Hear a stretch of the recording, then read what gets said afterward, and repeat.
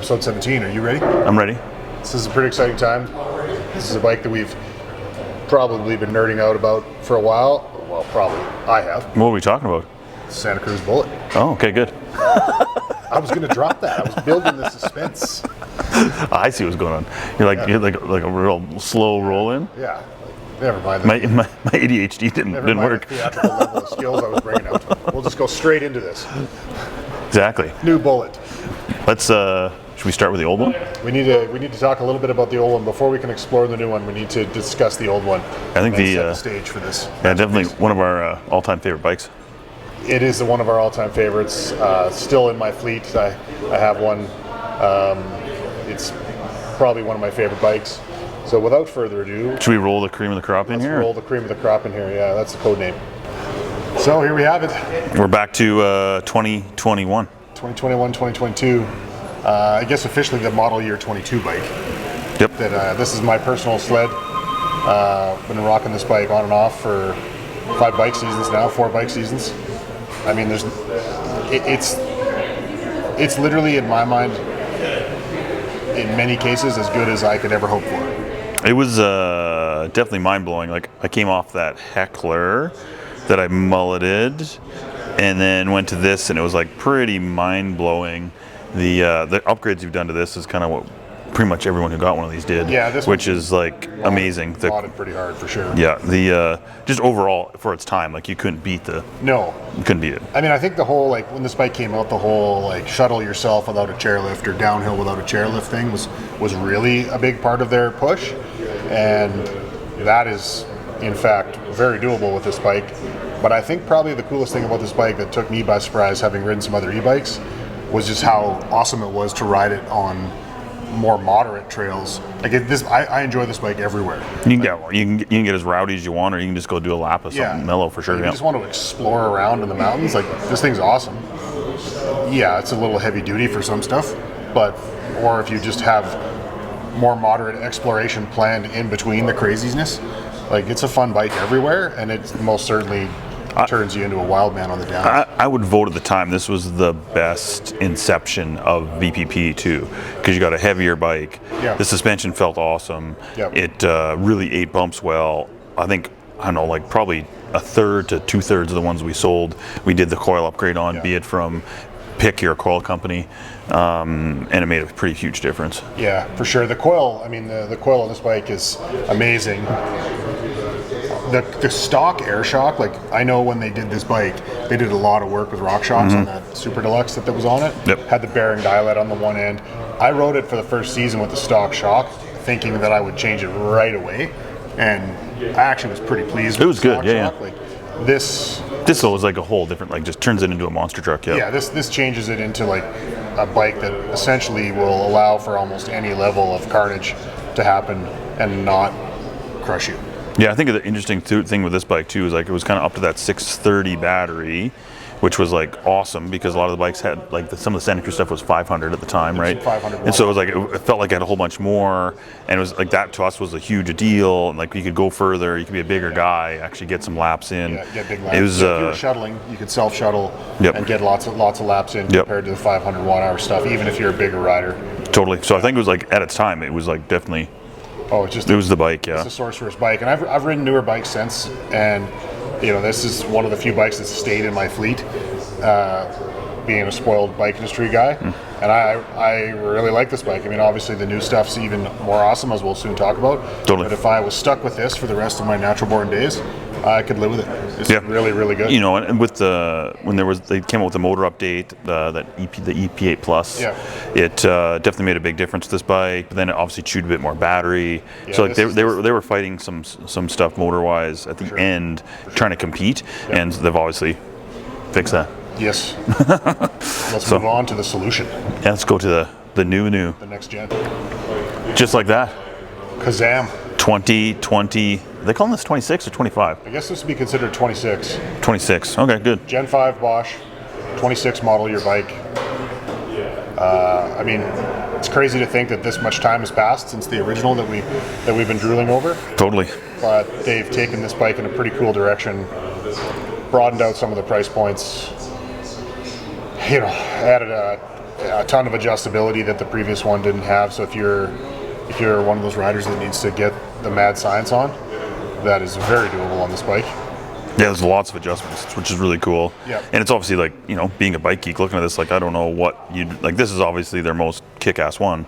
Yes. But like, Maven's new CX motor, brand new Fox suspension, carbon reserve wheels. Yeah, like this is over the top. This is kind of a put on your favorite seat and put on your favorite tires and pedals and start having at it. Touch points, change, go. Yeah. This bike does not have stock tires on it. This is Regan's bike. Yeah. And does not have stock grips or seat. She got some Crank Brothers pedals on there, just some stuff that she likes, and good. That's awesome. Yeah, it's super awesome. What was the confirmed weight? Was 47 and change? Yeah. 47 flat. It was 47 and change, I think. 47 and change, so very light. That's like, your bike would have been 50. My bike before the coil was like 50.8. So went up a pound. 52-ish? Yeah. 52-ish. Which for me was still, it felt light. Yeah, think about it, 5 pounds lighter. Yeah. You got a battery that's the same size, but should go way longer, should be way more efficient. From what I've been reading, I did some light amateur basement math, and it sounds like that this, for a lot of normal sized humans, so let's say sub 190 pounders, Yep. it sounds like you're kind of getting like almost I would go so far as to say like a 15, almost 20% bump in the amount of terrain you can cover. Yeah, so you're almost vert-wise.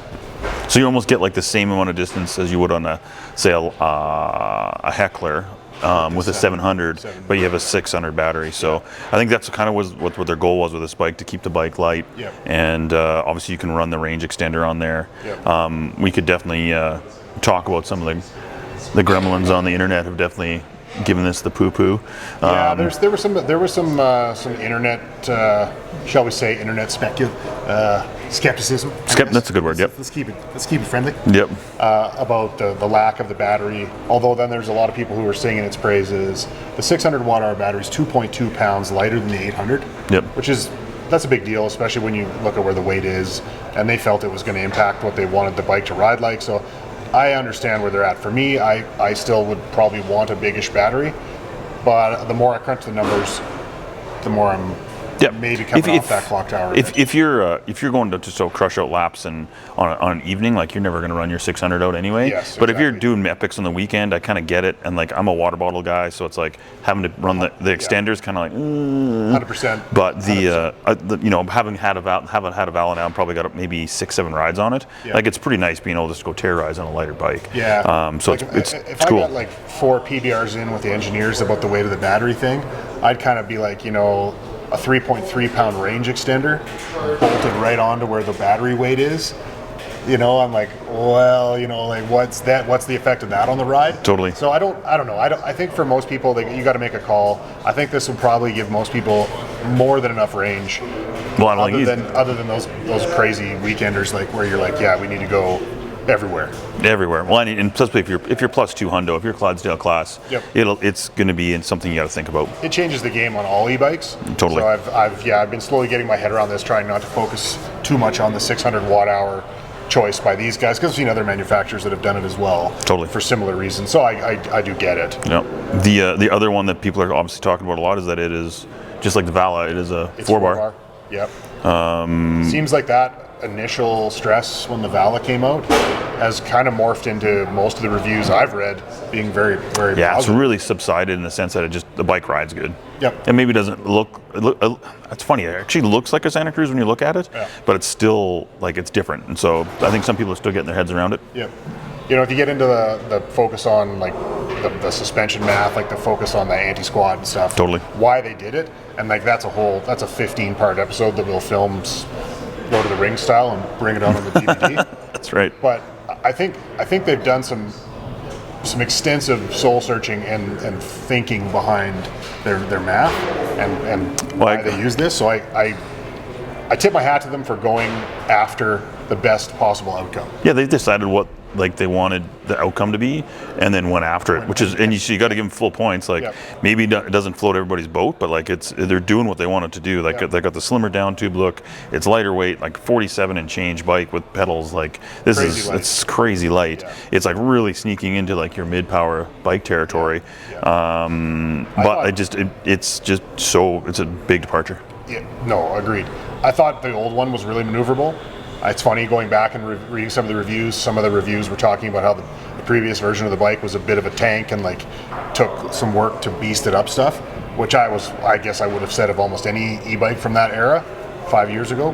5 years ago, that still probably would have been one of the lighter, like more maneuverable bikes. Yeah, it's still one of the more maneuverable e-bikes I've used. I haven't had a chance to put a leg over this one yet, obviously. These are pretty fresh. But Yeah, certainly the talk is that the maneuverability is phenomenal. totally. Well, and you're going to be able to give us much more lowdown here in a couple of weeks. Yeah, we'll send a secret away team down to test these out here shortly, and we will report back. Yeah, I can't wait to hear. Should be cool.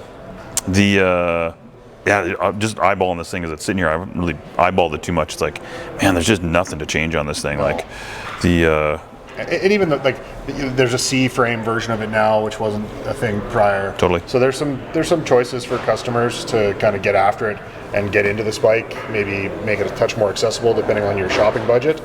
But it's just such a good platform, regardless of where you get in spec-wise. It's going to be a bike that will take you everywhere and still have fun. Yeah, all Santa Cruz style. It's all very upgradable, right? Like, it doesn't matter which version you get of it. It doesn't. If you want to hang a set of carbon wheels on it or change this or change that, it's totally up to you. It's totally awesome. Yeah. Yeah. I mean, it's a big party mobile, downhill focus, obviously, but I think a lot of riders will ride it and just realize how. If you're going to be overbiked, this is a pretty fun way to be overbiked. And it's like you don't really get the penalty because it's an e-bike, right? Yeah. It's not like you're pushing around a VP3 like back in the day where you're just getting killed on the way up to enjoy the down, right? Yeah. This is like you get to have just as much fun going up as you are down. It goes uphill like a monster, from what I've been reading, and on like the schnarby techie stuff. So if you haven't already started, getting the arm curls, or maybe get one of those spring-loaded bars. Oh, and the little get the grabbers. The grabbers, yeah. Start training up, get the upper body dialed up for some uphill hard enduro like Erzberg rodeo action, because it does it. Well, the uphill will just be as much of a rally as the down, so. Yeah, uphill is going to be a party as much as ever before, for sure. Awesome. I don't know, I'm looking forward to trying it out. I can't wait to get a leg over it and give it some real dirt time and see whether my beloved old steed will go into the airplane hangar. If it needs to go out to pasture. If it needs to go up on a podium and get some bubble wrap on it. Yeah, totally. I'm sure I'll be singing the praises once I get on it. So that's awesome.